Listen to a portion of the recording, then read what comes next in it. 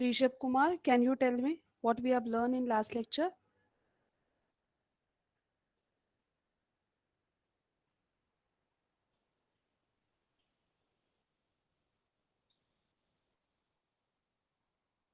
Rishabh,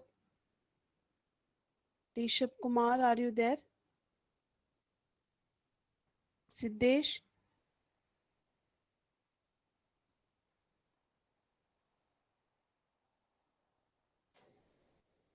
Rishabh, what we have learned in last lecture? Unmute yourself. Hello, hello, hello. Ye-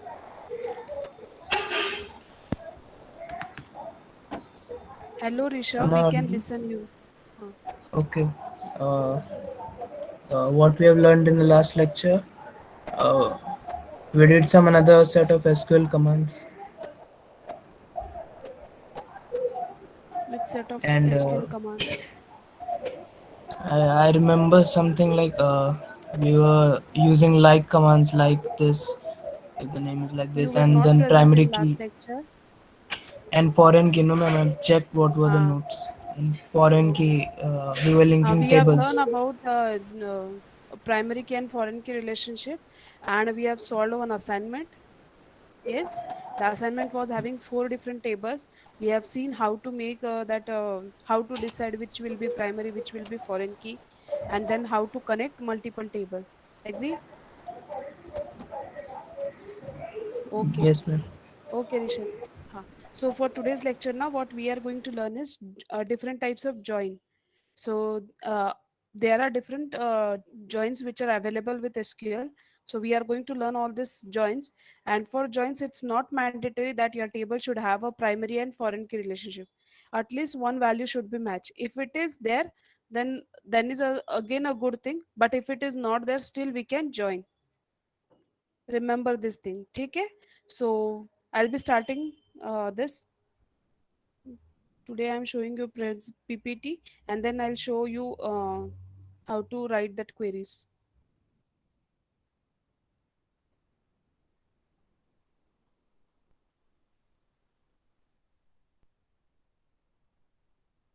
Hope my screen is visible to all.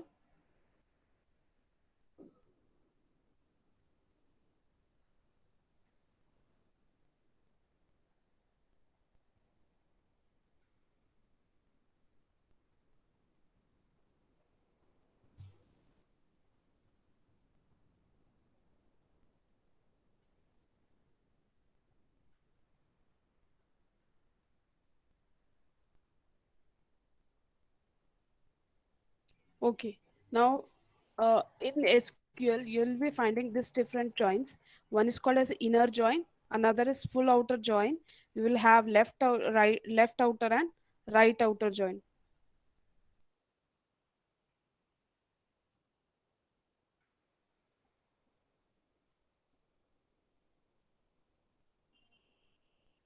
Now, what inner join will tell? Inner join is just like a intersection. When you have two tables, the common things between the two tables will be retrieved using inner join. अगर आपको inner join का syntax नहीं पता है so the next option is we take select some column name from table one comma table two where table one का एक column should equal to table two another column which is equivalent. So same output we are getting as inner join. So inner join is just like an intersection of the two tables. If we take full outer joins, what it does is table to all values. If it is matching with table to all the values, and again the left values which are not matched from table 2 will also be displayed. So you will be getting an output as full outer join. Then you have left outer join. Left join, what you do is the left side table, it consider left side table all the values, and table 2 the common values between table 1 and table 2. So you will be finding table 1 ka left wale values plus intersection wala values. You will be getting output as left outer join. Then you have right outer join. Right outer join, what you do is right table we consider, and the intersection between table 1 and table 2 and plus the all the left values of the table 2 will give you right outer join output. And then comes is cross join. Cross join, what it does is table 1 first row matches with all the values of table 2, then table 1 second row again it matches with the all values of table 2. Like this you will be getting an output. This is diagrammatical representation how the joins look. So we are going to learn all this: inner join, full outer join, left outer join, right outer join, so and cross join also. And one more question is always asked for an interview is what is self join. Self join matlab both the tables are of same both the tables are considered as the same table and we do join on the same table. Clear?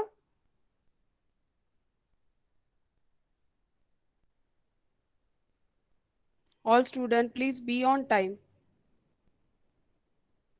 Okay, we'll now understand the syntax. Uh, this is first we are going to as we can call it as inner join. Inner join gives you an output of intersection. Now there are two different syntax you will be seeing there. Is select columns, whatever column you want to display from table 1 comma table 2.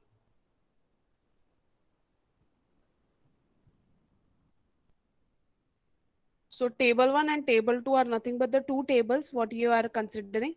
If your table names are different, you will write there where table 1's one column should be matching with table. It should be equal here, equal to table 2's some column. So at least in from the both the table, the common values between the two tables should be matched. So we have written table 1's column name and here we have written table 2 and its column name. Clear? Now, same query can be written in the form of inner join syntaxes. Select columns from table, inner join with table 2 on which column? So, table 1's that column which has same values in the table 2 dot column. We'll see with an example. You got the syntax, you have to write select columns. Both the queries will give you same output. If examiner asks using inner join you have to do, so the syntax will reside as syntax number 2, and if it is asked as in normal query, so we can directly go to this by connecting two table what we have seen in last lecture. So this is how we can do. So inner join on table 2 on some table. So the join will be only the inner join is changed with left outer, rest of the syntax will be common for all different join. So this is called a simple join, or again it is called as natural join too. Clear? Now for an example, see here what you have done is I have a student info table where roll number, name and address is present. I have student marks tables of the roll number 1 2 and 3 and I have taken only two subjects, DBMS and TOC. Now what I'm going to do is if I want to get what is the marks of DBMS and TOC of Abhay, or each students how they are getting a marks, I don't bother about the address. Now what I will go is I have to join this two table. There is no any primary key and foreign key right now. If you see the table, what you'll be finding is here 1 2 3 and 4 values are there. Now 4 is not present here, so we can directly decide that this is not any primary and foreign key relation. So if it could be a primary table or primary column, then what we have to do is we have to have four here or five here, and then only 4 and 5 will be inserted here. If 4 is not there, no issue, but 5 should be present here. So agar 5 यहाँ पे नहीं है, and if you are getting in another table, that means this two tables are not related with the primary and foreign key relationship, so they are breaking the referential integrity rule. So what we are going to do is I have to join this table according to the roll number, because at least one of the value from both the table are matched.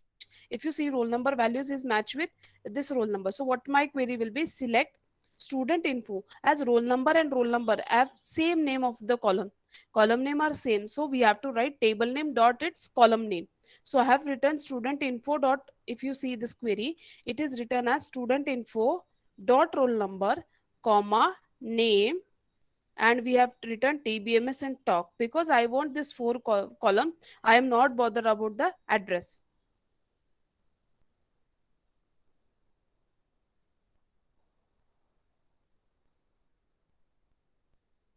ठीक है. Now my query is from your student 1 info and student 2. This is normal query where we write multiple tables by comma separated, where condition is what, at least this roll number should match with this roll number, then only I'll get what, the complete table. So my complete table is giving me output as intersection. So intersection का output क्या आएगा? Abhay, Sarika, and Ria. These three entries are mapped with the another table, and for that three names only, I'll get that a roll number or sorry, DBMS and TOC marks. So output of this query I'll get like this. So Sachin will not be printed in the output. Clear? And 5 will also not be present because both are not intersected. Matlab common roll numbers are not present with both the tables. So 4 and 5 will be excluded. This is how we write an output of inner join. Now left outer join, what happens is, and same query, in spite of this, select student info dot roll number name comma dbms comma toc from table 2 inner join with table 1, that is student info inner join student marks on student info dot roll number matches with student marks dot roll number. We can write same query, output of both the query will be same. Now this is, I'll get is left outer join. Left outer join, what it says is, outer is the optional part. We don't write left outer join, we write left join. It is the same as left outer join. So we have to do select columns from table 1 left join table 2 on specific column. Now what I'll be getting for this output is, see, this is again same table I am taking, but now this time what I'm going to do is I go with left join, left outer join. Now left outer join, left values all will be outputted, only the right values will not be present. So for some cases, like see, roll number 1 2 and 3 4, I'm getting four values, so output will be obviously four values, 1 2 and 3 and 4. I'll get this all output. But what about what 4 will be printing for marks, DBMS and TOC? It will not get any entry for 4 because Sachin's DBMS and TOC marks is not entered in student marks. So it will be by default, it is written as 0, but it provides null value. Clear? It will give you null. For left outer joint, left का सभी आना चाहिए, तो left में अभय है, सारिका है, रिया है, all three will be getting. उसके लिए राइट वैल्यूज क्या थी? 50 और 45 marks, all marks will be printed. And for Sachin it's not having any marks of DBMS and TOC, so it will give you null. So this is how we write an output for left join. So the query forms is, select student info dot roll number comma name dbms comma toc, and we'll get from two tables. So I'm using this table left join with another table. On which column we are getting? So on student info dot roll number equal to student marks dot roll number. Clear? अभी right join क्या होगा? Right के सभी conditions दिखना चाहिए. सो अभी right info, अभी आपने यहाँ पे क्या स्टूडेंट इन्फो लिया. अब मुझे पूछोगे कि मैम स्टूडेंट इन्फो क्यों लिया? अगर राइट ज्वाइन कर रहे हो तो आप स्टूडेंट मार्क्स क्यों नहीं लिया? सो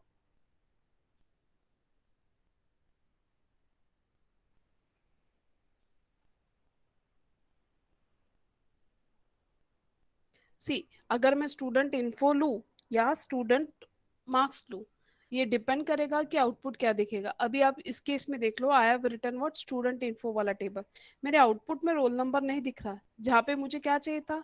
5 चाहिए था. If you want to print that here it should be coming as roll number 5, then we can write in spite of this select student info, I write student marks. अगर मैंने student info लिया लेकिन 5 present है, 5 के लिए 70 और 50 है, लेकिन मैं प्रिंट क्या कर रही हूँ? रोल नंबर स्टूडेंट इन्फो का, लेकिन 5 यहाँ पे प्रेजेंट नहीं है.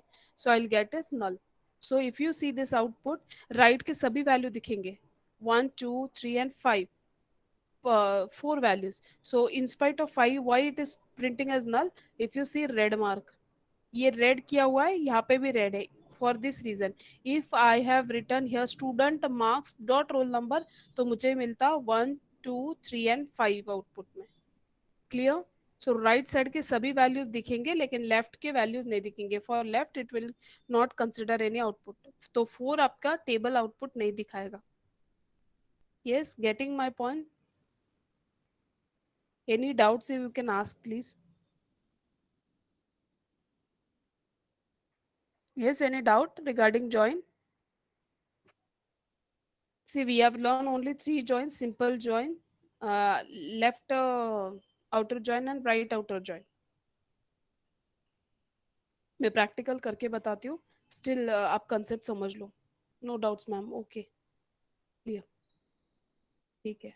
Then we'll move for full outer join. अब फुल आउटर जॉइन क्या होगा? दोनों के common and uncommon. Yes. So what I am getting is, अभी इस केस में 1 2 3 4 5, I'll get all the roll numbers and name will be all these names, but for 5 there is no name, so for this reason we have printed it as null. ठीक है. And marks किसके मिलेंगे? जिनके marks है. सचिन के marks नहीं है तो you will be getting as null. We have put it zero but it's is null. And for this ना, either you can go with student info table dot roll number किया तो आपको 4 मिलेगा आउटपुट में. अगर आपने स्टूडेंट मार्क्स किया तो यू विल बी गेटिंग 5. तो it depend on your choice what should be the one column you need to select. So अगर मैंने 4 सिलेक्ट किया तो इसके लिए मुझे वैल्यू मिलेगा नल. एंड अगर मैंने student marks table dot roll number use किया तो आई गेट 4 एज नल. ठीक है. This is how it works with full outer join. So cross join क्या करेगा? There will be no any condition cross join के लिए. तो cross join के लिए कोई कॉलम का नाम देने की जरूरत नहीं है, तो फर्स्ट वैल्यू डायरेक्टली मैच करेगा सेकंड टेबल के सारे कॉलम्स के साथ. So what I do is I show you practically all this. I open my my. अभी मैं क्या करूंगी? I create a table.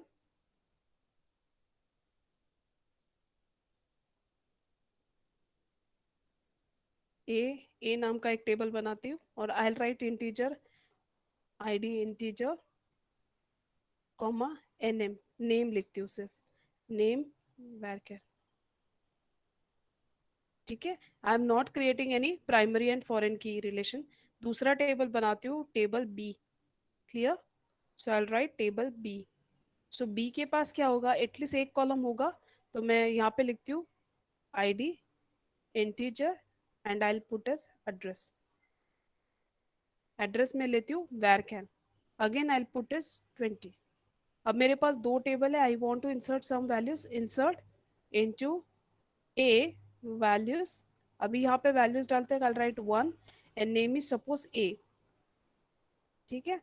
दूसरा एंट्री डालती हूँ roll number 2 and address is B. फिर डालती हूँ roll number 3. Sorry it's 3. And यहाँ पे डालूंगी सी. So I got 3 entries in first table and I'll put insert into B values. अभी मुझे यहाँ पे कुछ चेंज वैल्यूज डालती हूँ. जैसे जिसके रोल नंबर अगर 1 के लिए मैं एड्रेस डालती हूँ पुणे. ठीक है. I'll put for 2 also. I'll put it.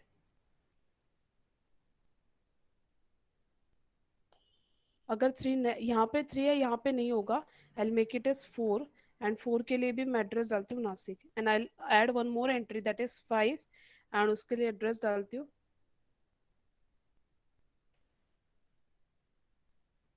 अभी मैं दोनों टेबल आपको डिस्प्ले करवाती हूँ. सिलेक्ट स्टार फ्रॉम ए.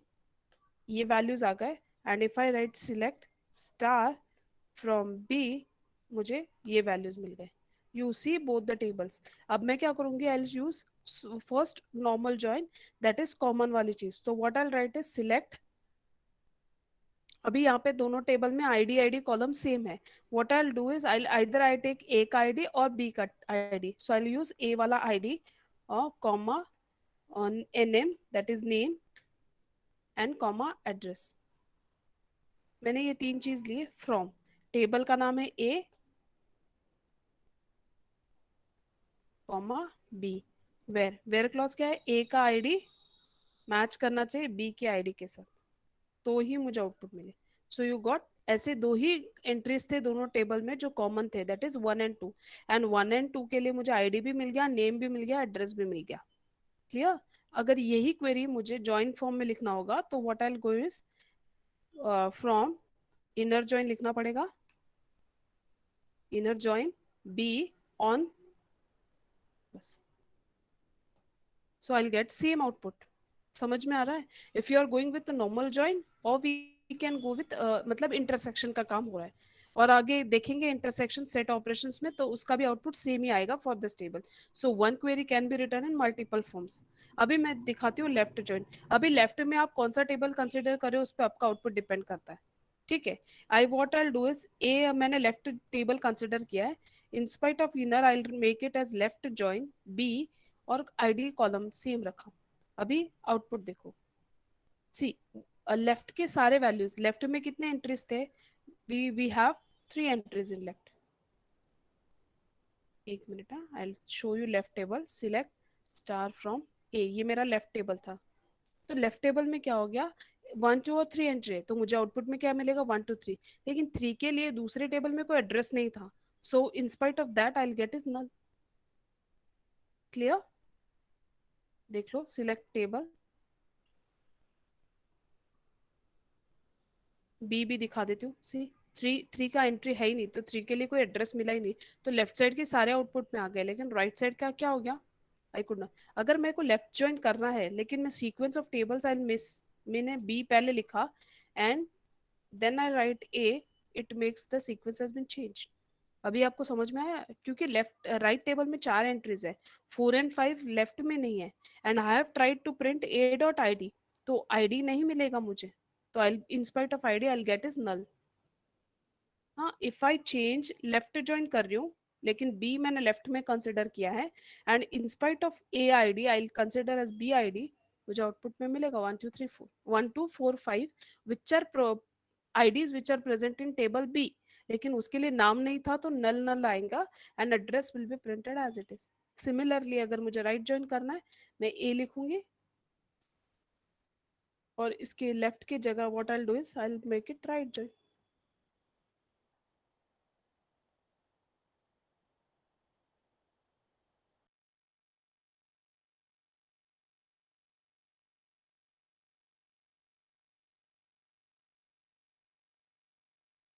ठीक है, यू गॉट दिस, यस। अगर आप सेल्फ ज्वाइन करना चाहते हो, so you will be writing this, A comma,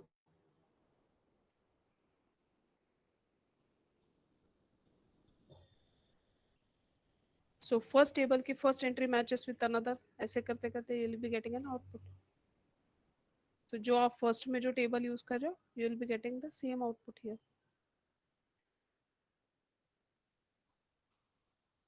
actually it should B A I D. Clear? अब बी आई डी लिखोगे तो बी के I D matches with A, and अब अगर आप ए आई डी लिख रहे हो तो ए के अकॉर्डिंगली आउटपुट मिलेगा। सो this is how you will get an output for all the different types of joints. Clear with this? Any doubt with join? And self join क्या होता है, सेल्फ जॉइन मतलब खुद ही टेबल जॉइन इटसेल्फ। तो अभी इसके लिए क्या करोगे, सो सपोज मैंने यहाँ लिया a1 डॉट आई डी, ठीक है, उसके बाद लिया nm, अब nm किसका आएगा, तो I take is a1 from, अभी मेरे को a को नाम बदल के a1 देना है, and again I have to give a2, where a1 का आईडी मैचेस विद a2 का ID. This is my output. क्या किया समझ में आ रहा है सेल्फ जॉइन के लिए? सेल्फ जॉइन में मैंने क्या कंसिडर किया, दो एक ही टेबल है लेकिन मल्टीपल टाइप रिपीट होने वाला है, वो टेबल खुद ही को ज्वाइन करवाता है।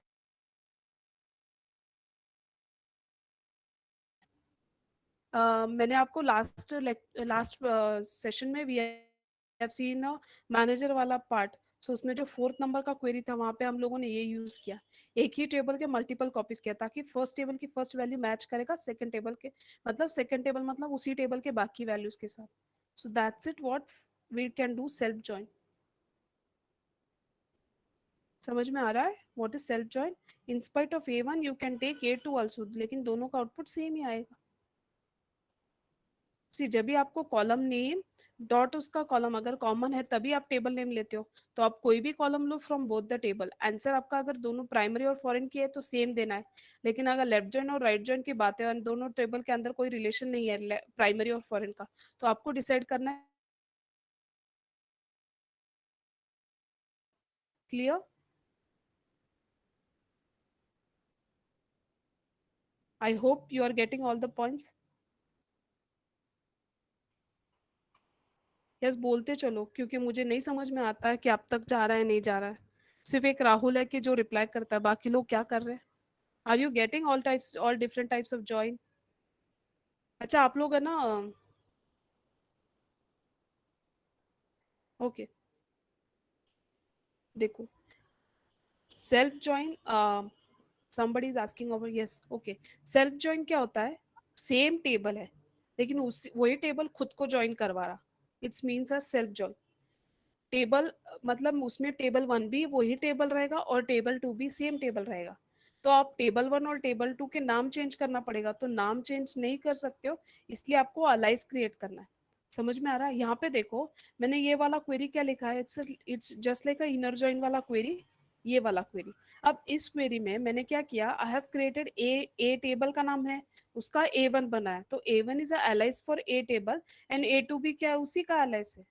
अभी मैं क्या कर सकती, एक टेबल को मल्टीपल फॉर्म में रिप्रेजेंट कर सकती ना। सो what I did is select A one, कोई भी दोनों के दोनों टेबल नेम में कॉलम तो सेम है, आईडी भी और नेम भी। तो आपको क्या करना पड़ेगा, कौन से टेबल के बारे में बात कर रहे हो, क्योंकि आपने अभी दो एलाइस क्रिएट किया है, ए वन भी किया है, ए टू भी किया है, तो इधर आप ए वन का आईडी और नेम प्रिंट करना चाहते हो या ए टू का आईडी और नेम प्रिंट करना चाहते हो, दोनों का आउटपुट सेम ही आने वाला है। So what I have written is, पहले चेक करके देखा A one dot I D, फिर लिया A one dot I D, A one dot name from, A का नाम अलग किया ए वन, एंड ए का दूसरा नाम मतलब अलाइस क्रिएट किया, that is A two, and condition क्या दी, ए वन का ID matches with A two का आईडी, बिकॉज अभी दोनों टेबल एक ही नाम के हैं, उसकी दो मल्टीपल कॉपी बन रहे, तो उनके कॉलम नेम तो सेम है ना, हमने कॉलम नेम चेंज नहीं किया। So we are writing like this. तो मैंने आपको दोनों फॉर्म में बताया, A one dot I D print करने से क्या आएगा, एंड ए टू अगर प्रिंट करो तो क्या आएगा, दैट्स इट। इसी को बोलते हैं अपन self join. Yes,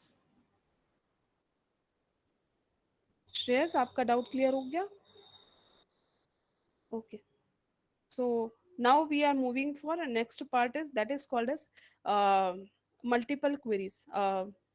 We can we can see with an example.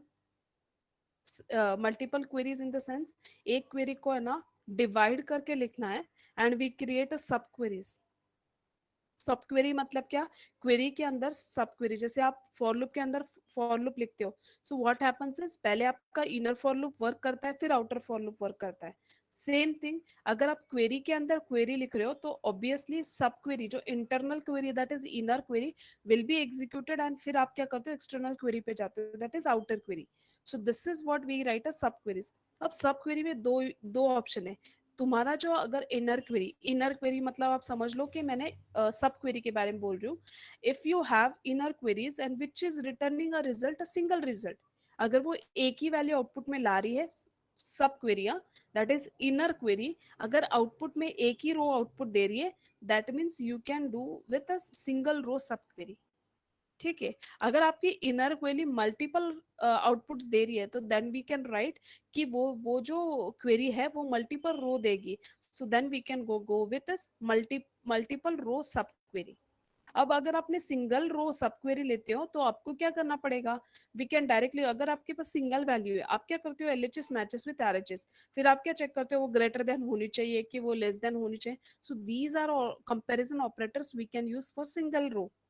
अगर आपकी सब क्वेरी सिंगल रो रिटर्न कर रही है तो आप कंपैरिजन ऑपरेटर्स यूज करते हो। अगर आपकी सिंगल क्वेरी मल्टीपल रो दे रही है आउटपुट में, देन यू कैन यूज बहुत सारे में से एक वैल्यू, ऑल कंसिडर करना या any of the value we need to consider. So आप क्या करते हो यहाँ पे, कंपैरिजन ऑपरेटर्स लाइक आप in, any and all use करते हो। If you see this red mark, you can use in operator, any operator and all operator.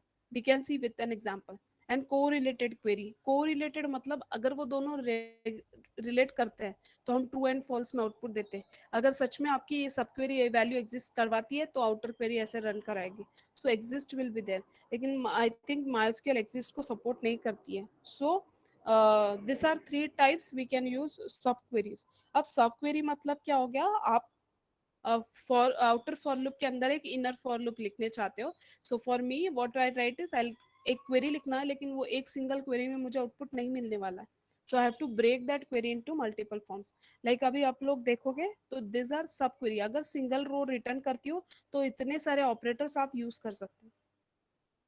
ठीक है, uh sub query can be used before और after any of the comparison operators. आप उसके पहले लिख सकते हो और बाद में लिख सकते हो। The sub query can return at most one value, एक तो भी वैल्यू उसने रिटर्न करनी चाहिए तो ही आपका रिजल्ट आउटपुट में आएगा। The value can be result of an arithmetic operation और uh column function. We'll see one by one. अब सपोज मेरे पास ये टेबल है and the table is for employee, इसमें इतने सारे एम्प्लॉयज की डिटेल्स है. अब पहला क्वेरी क्या है, मुझे क्वेश्चन पूछा गया, display the information of employees paid more than Pooja from the employee table. अब आपका ये पूरा टेबल है, उसमें से पूजा की जो सैलरी है उससे ज्यादा किसकी सैलरी है कंपनी में, that you need to find. अब पूजा की सैलरी आपको कैसे मिलेगी, so we can write what, select salary. Yes, आप क्या लिखोगे, select salary from, table name क्या है, ईएमपी, फ्रॉम ईएमपी. ठीक है, वेयर नेम इज पूजा. बराबर. मतलब आपको क्या मिलने वाला, एक सिंगल आउटपुट की पूजा की एक ही वैल्यू मिलेगा, then in output that is Pooja वाली सैलरी. तो पूजा वाली सैलरी कितनी है, 45,000. ना आपको क्या ढूंढना है, 45,000. आपका ये क्या हो गया, एक result, and you are comparing that result with all the employees. Clear? So in this case I could not get my output in a single query, so I have to write a multiple query, that is called a subquery. अब देखो subquery कैसे लिखते हैं, this is my outer query which is the final result. ठीक है, and this is what I am getting a subquery. अब ये सब क्वेरी क्या कर रही है, सिर्फ पूजा, पूजा की सैलरी, मतलब ये जो आउटपुट देने वाला है सब query, it's returning only one answer, you will getting this 45,000, एक ही आउटपुट मिलेगा. Clear? Only for puja one entry and one output will be written by this query. Now what I am going to check is select salary from EMP where name equal to puja. ये जो output आएगा I'll compare कि उससे बड़े, meaning I'll use greater than symbol. So what I have to represent is display the information. पूरा information बोला तो we'll write select star from EMP where salary. अब salary की condition क्या है, it should be greater than puja's salary. So I'll write salary where salary greater than this. Now every time you have to think is, जब भी आप सब query return करते हो and you return some value, ये जो column है ये आपके output में होना ही चाहिए. मतलब select में वो column होना चाहिए जिसके लिए आप ये compare करते हो, तो ही आपका सैलरी की वैल्यू 45,000 के साथ मैच हो सकती है. अगर इन दोनों का डेटा टाइप मैच नहीं होगा तो you will never getting an output of the query. So अभी आपको क्या मिलेगा, पूजा पूजा की सैलरी थी 45,000. 45,000 से ऊपर कितने लोगों का है, तो देखो 1 2 3, नहीं 1 2 3 4, 4 लोगों का सैलरीज है. So I will get this output as 4 here. Above query का output you will be getting like this. समझ में आया, if it is sending one single value.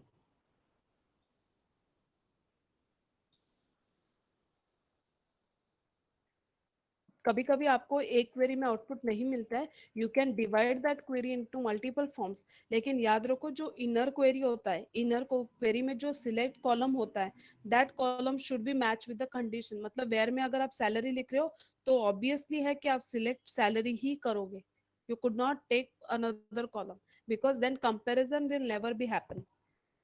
समझ में आया फर्स्ट टाइप.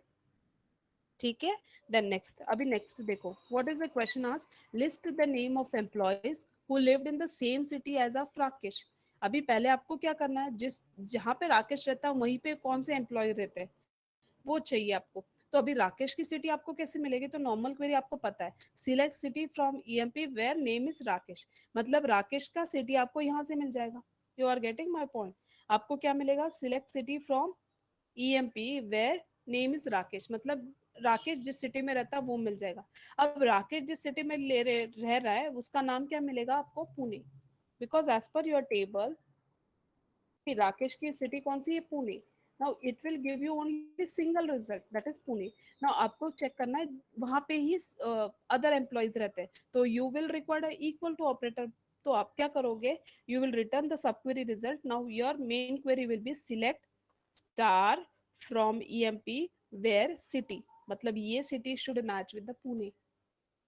ठीक है, in spite of Pune we are retrieving that Pune from some another subquery and we are passing this city here, so we'll write city equal to Pune. So you will be getting that in Pune three peoples are living where Rakesh is living, so you'll be getting an output as 3. Clear? Clear with this? अब राकेश भी output में आएगा because Rakesh city is also Pune. ठीक है, Now, next question is display the information of employees paid less salary than average salary throughout the company. अभी आपको ऐसे पता ना, जिनको पूरे कंपनी में जितने एम्प्लॉयज हैं उनकी एवरेज सैलरी फाइंड करना है, उस वैल्यू से जिन लोगों को कम सैलरी मिल रही है वो आउटपुट में लाना है। By this question what you are going to do is, आपको एवरेज निकालना पता है सैलरी का। सो हमारी नॉर्मल क्वेरी क्या है, select average salary from employee, हम ये करेंगे।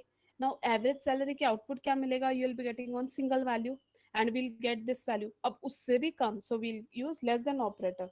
लेकिन आपका आउटपुट क्या है फाइनल आउटर क्वेरी का, so select star from EMP where salary is less than average salary. तो in spite of average salary we are writing it in सब क्वेरी। सो इस it will compare 4300 40,300 salary will be compare, उससे भी less जिनका salary है वो आपको output में मिलेगा। This will be the output of this query. Clear? Now next अभी पूछा है display the information of employees having salary in company, having maximum salary in company, having salary max, कुछ तो क्वेश्चन में गड़बड़ हुआ है पीपीटी में। Display the information of employees who have maximum salary, मतलब कंपनी का जो मैक्स सैलरी है उतनी सैलरी उसके पास है। ठीक है, having salary in the company maximum, सबसे मैक्सिमम सैलरी किसका है कंपनी में। तो अभी आपको मैक्स सैलरी कहाँ से पता चलेगा, सो आपको क्या करना पड़ेगा, सबकी सैलरी का मैक्स फाइंड करना पड़ेगा एंड उसकी वैल्यू किसके साथ मैच करे तो वो बंदे का नाम आपको आउटपुट में देना है। So what you will do is select max salary from employ, आपको एक मैक्सिमम एक ही वैल्यू मिलेगी, दैट इज 90,000। अब 90,000 किसकी सैलरी के साथ मैच करता है वो रिकॉर्ड फाइंड करना है। तो in spite of writing select star from EMP where salary equal to 90,000, we are writing a subquery where we are retrieving maximum salary और एक ही मिलेगा, that is CO and who gets salary as 90,000। Clear with this subquery with single result? I hope you are getting any doubt with any doubt with the writing subquery with a single result। मतलब अगर आपका subquery single row return कर रही हो तो उसमें किसी को डाउट है? I'll explain multiple output in next lecture। अभी के लेक्चर के लिए इतना समझ में आया आपको, all types of joins? Okay, okay, okay, ठीक है। Yes,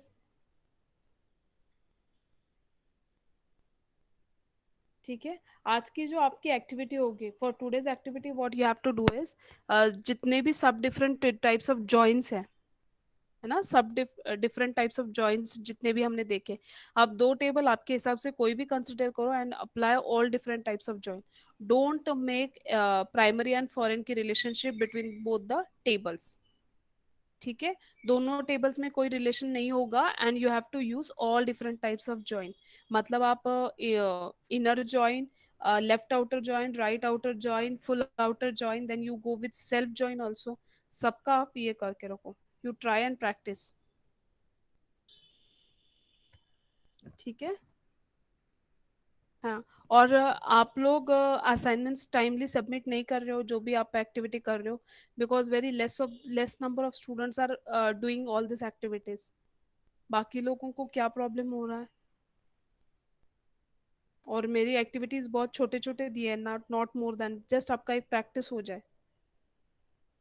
ठीक है, many of the students have still not join the Google classroom.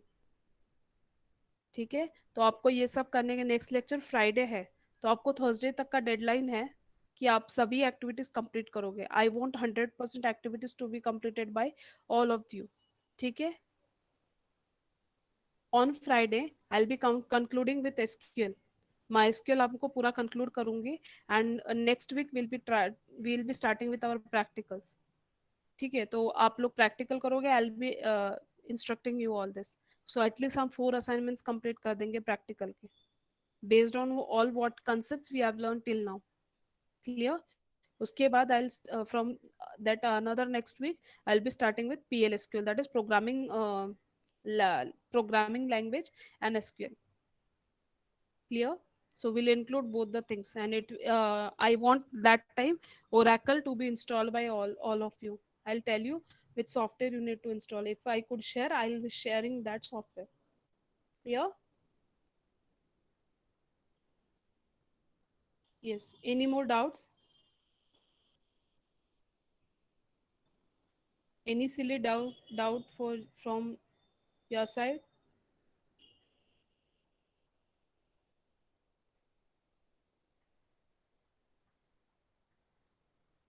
Yes, नहीं समझ में आया। श्रेयस, क्या पूछ रहे हो आप? Ma'am, can we write sub query as main query and main query as sub query? Shreyas, अपन ऐसे लिख सकते हैं, लेकिन आपको क्वेश्चंस किस तरीके से पूछा गया है, ठीक है? और है ना, जब भी आप सब सब क्वेरी अगर सिंगल रिजल्ट रिटर्न करती है, so you have to have ये क्या बोलते हैं उसको, less than greater than equal to symbol use होना चाहिए।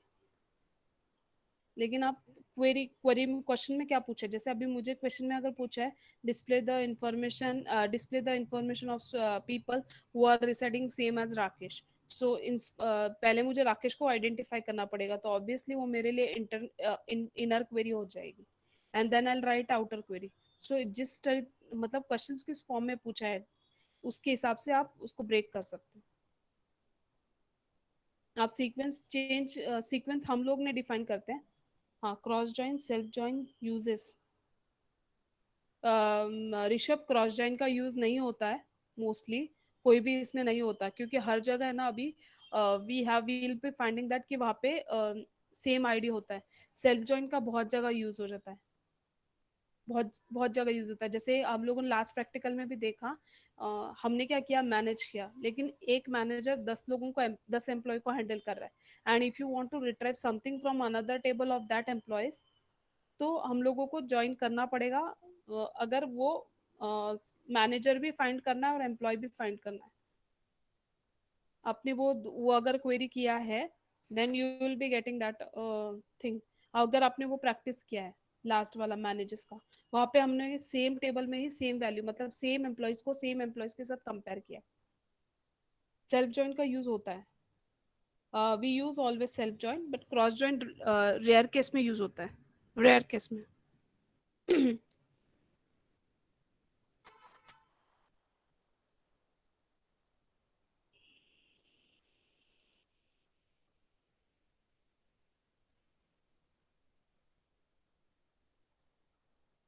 ठीक है, एनी मोर डाउट्स?